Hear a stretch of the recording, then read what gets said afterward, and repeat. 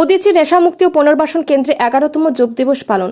অন্যান্য বছরে নিয়ে এবছরও শিলচর সোনাই রোডের ভারত সরকারের দ্বারা অনুমোদিত উদীচী নেশামুক্তি ও পুনর্বাসন কেন্দ্রে চিকিৎসারত নেশাসক্তদের নিয়ে হরিদ্বার পতঞ্জলি যোগব্যায়াম কেন্দ্র থেকে প্রশিক্ষণপ্রাপ্ত যোগ প্রশিক্ষক ও শিলচর শঙ্করমঠ মিশনের কর্মাধ্যক্ষ শ্রীমৎ বিজ্ঞানানন্দ ব্রহ্মচারী মহারাজের দ্বারা সকাল 6টা থেকে 1 ঘণ্টা ব্যাপী বিভিন্ন ধরনের যোগাসন প্রদর্শনের অনুশীলন ও প্রদর্শনের মাধ্যমে 11তম আন্তর্জাতিক যোগ দিবস পালিত হয়।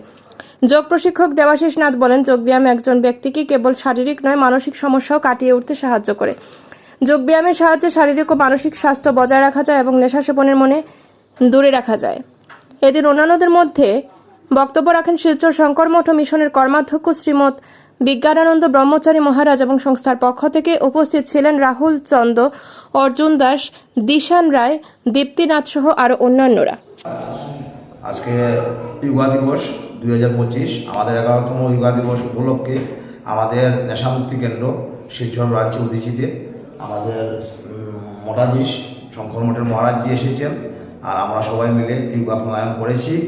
আমাদের যোগের মাধ্যমে আমরা যুবা শক্তিকে নেশামুক্ত রাখতে এবং সমাজকে দেশকে ভালো রাখতে যোগা প্রাণায়ামের মাধ্যমে অনেক সুবিধা পাই। প্লাস আমাদের যোগা এবং প্রাণায়াম দিয়ে আমাদের যুব সমাজের মেরুদণ্ড খাড়া হয়ে এই সমাজের জন্য দায়িত্ববান ক্ষমতাশীল হয়ে কিছু কাম করে কিছু কর্ম করে আমরা দেখাতে পারবো। তাই আজকে আন্তর্জাতিক যোগা দিবসে আমাদের শঙ্কর মঠের মহারাজজি ওনার তত্ত্বাবধানে আমরা সবাই, আমার নাম দেবাশিস নাথ, আমরা সবাই মিলে যোগা প্রাণায়াম করেছি সকালের দিকে। আর আজকে আমরা আমাদের ক্লাস এখানে সমাপন করলাম। না ওয়ার্ল্ডের সব জায়গার মধ্যে যোগা দিবস পালন হয়। যে আমার বিশেষ রিকোয়েস্টে আর আমরা বিদ্যার বিশেষ কথায় আমরা শঙ্কর মঠের মহারাজজিকে পাইছি যে তার তরফ থেকে কিছু যে আমরা বক্তব্য পাইব এগুলো অর্থাৎ পান্ডাই হচ্ছে উপর থেকে আর পান্ডাই হচ্ছে নিচ থেকে, যেটাকে মূলাধার চক্র। আমাদের কত 6টি চক্র আছে। মূলাধার চক্র যেখানে আমরা যে মল ত্যাগ করি, যে চক্রটা সেটা হচ্ছে শক্তির মূল আধার হচ্ছে মূলাধার চক্র।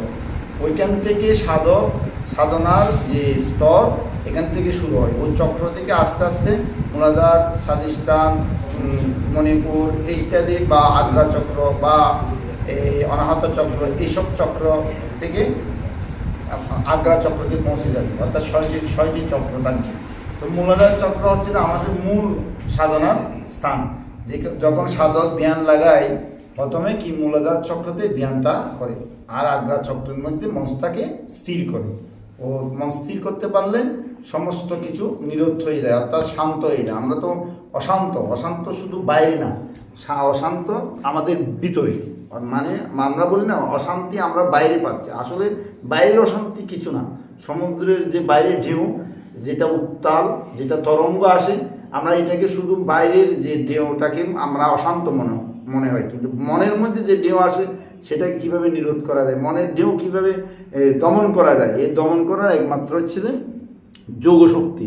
সেই জন্য ঋষি পাতঞ্জলি বলেছিলেন যে মনের গতিকে নিরোধ করার যে সঞ্চালন শক্তি, সেটাকে নিরোধ করে একমাত্র যোগেই পারে, সেটাকে রুদ্ধ করতে পারে।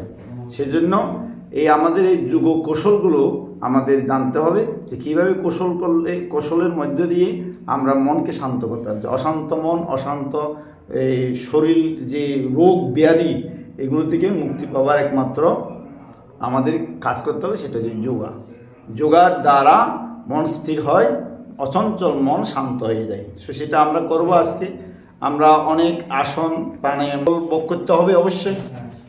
তো এখন এই কর্মগুলো কে করায়, যে ভালো আর খারাপ কর্মগুলো কে করায়? মনের বন্ধু, মনের শত্রু, এটা জানতে হবে। মন চাইছে আমি একজনকে হিংসা করব, মন চাইছে আমি ওই জিনিসটা লোভ করব। ওই জন্যই মনের গতিটা আমাদের সবচেয়ে গুরুত্বপূর্ণ। আবার মন চাইছে আমি এই কাজটা করব না, আমি ভালো কাজ করব। মনে আবার খারাপ কাজ করার জন্য চাই, ঠিক না?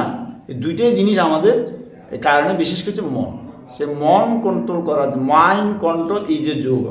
মাইন্ড কন্ট্রোল করার নাম হচ্ছে যোগ, ঠিক আছে?